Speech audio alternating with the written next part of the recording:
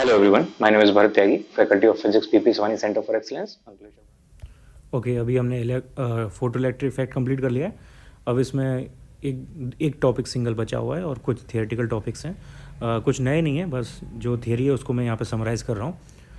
Dual nature chapter का नाम था और हमने यहाँ पे लाइट का ड्यूल नेचर शो किया है. ड्यूल का लाइट का बेसिकली पार्टिकल नेचर शो किया है क्योंकि हमें वेव नेचर इसका बहुत हिस्टोरिकली पहले से ही पता है. तो अब इन दोनों का मैं कंपैरिजन और थोड़ी समरी यहाँ पे बताऊँगा थोड़ी हिस्ट्री के साथ. तो बस ये कुछ पॉइंट्स हैं जो याद रखने हमें. थियरी में हम लिख सकते हैं एग्ज़ाम में अगर पूछा जाए तो. So the EM radiation, electromagnetic radiation, are regarded as waves for circumstances. They exhibit like phenomena such as diffraction, interference and polarization, etc.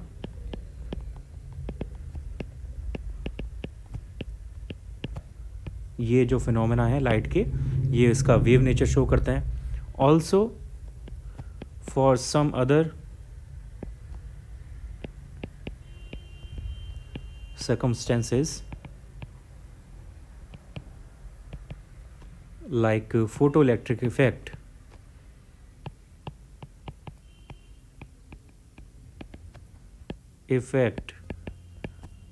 EM radiation or light basically behaves as stream of particles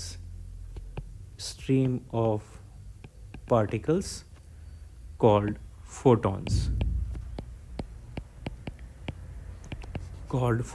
तो ये कुछ other phenomena के लिए जैसे photo electric effect के लिए ये particle nature show करती है. Next photo electric effect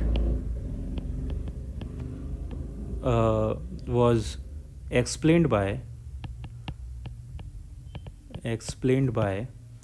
Albert Einstein in 1905, full stop.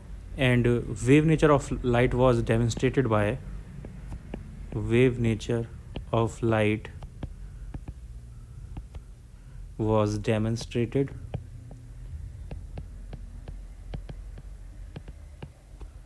by Thomas Young,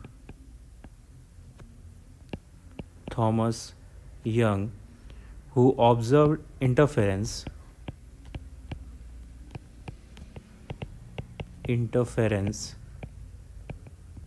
pattern of two coherent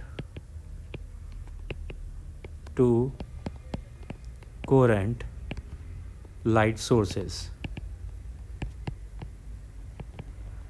in the famous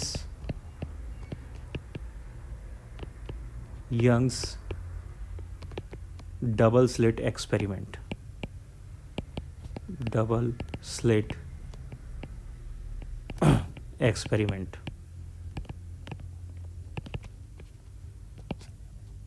Okay, energy of photon is,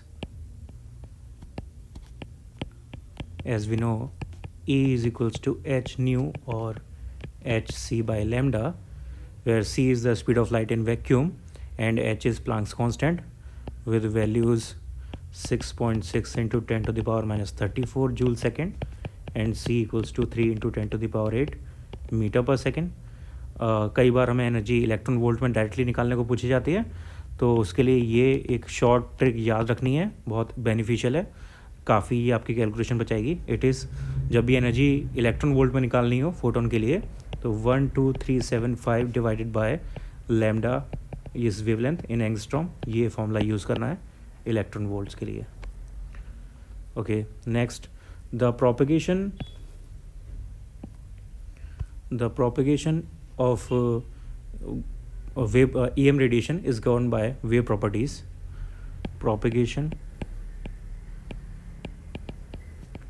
of EM radiation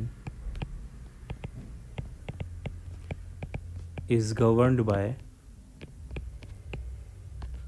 wave properties, while the energy transfer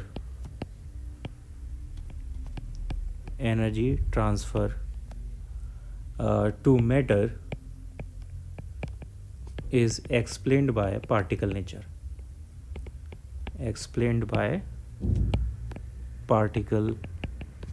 nature. It is true for other particles also.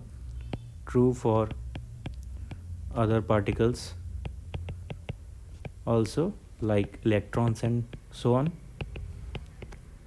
Okay, so these were some important points about wave nature and particle nature of light.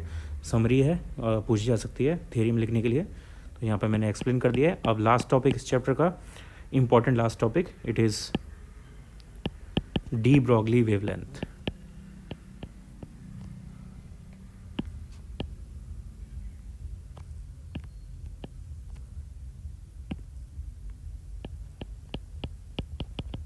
D Broglie wavelength of matter wave. तो basically ये chapter जो है, ये topic जो है, वो हमें यहाँ से एक कन्फ्यूजन क्रिएट करके देता है लाइव वर्ल्ड में, दैट नो पार्टिकल या no material is absolutely like wave, और and vice versa also. No wave is absolutely wave, they behave particle nature also. So everything in the universe is like wave and particle, but with different percentage. Some phenomena are more like wave, less like particle, and some are opposite. They are more like particle, less like wave. But the particle and wave nature is inhibited in all the circumstances, all the particles, all the phenomena. तो basically यहाँ से इस particular topic से हमें ये पता चला है कि जो पार्टिकल्स हैं उनके पास भी वेव नेचर होता है, और अगर वेव नेचर होता है तो उनके पास वेवलेंथ होनी चाहिए. तो वेवलेंथ क्या होती है, वो डी ब्रॉगली ने हमें यहाँ पे एक्सप्लेन की है. सो शॉर्ट आउट करके देखते हैं इसे. सो इसमें हमें किसी भी पार्टिकल नेचर के लिए बेसिकली वेवलेंथ निकालनी है. तो एक फोटोन की एनर्जी का फॉर्मूला हमारे पास होता है, E is equals to energy of photon, it is h nu, that means hc by lambda, or by Einstein's mass energy equivalence,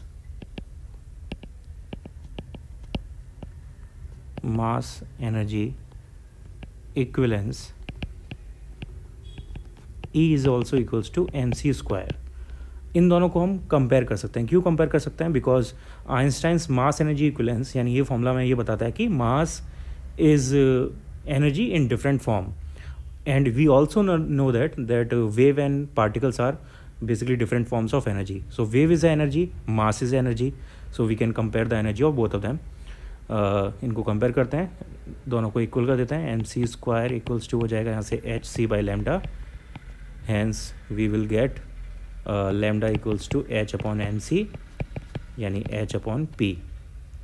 तो ये सी तो जो था वो स्पीड ऑफ लाइट के लिए था. अगर स्पीड ऑफ लाइट की जगह कोई और पार्टिकल है तो सी की जगह वी आएगा. That means lambda is equals to H upon M V for particles, matter particles.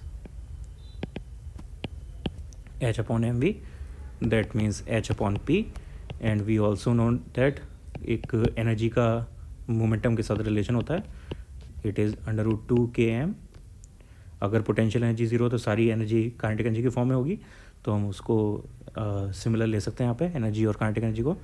So h upon √2km एक फॉर्मूला ये बन जाएगा. Also we know that k is equals to w is equals to q V. तो यहाँ से एक formula हो जाएगा h upon √2qvm, where v is voltage और potential. So de Broglie wavelength के हमारे पास ये फॉर्मूले आ जाएंगे, सारे एक दूसरे से कनेक्टेड हैं, तो एक साथ ही इसको याद रखना है हमें. This is de Broglie wavelength.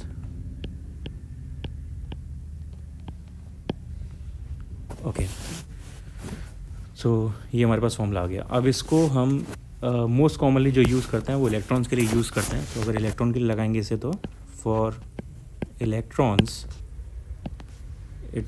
the k will be q e into v.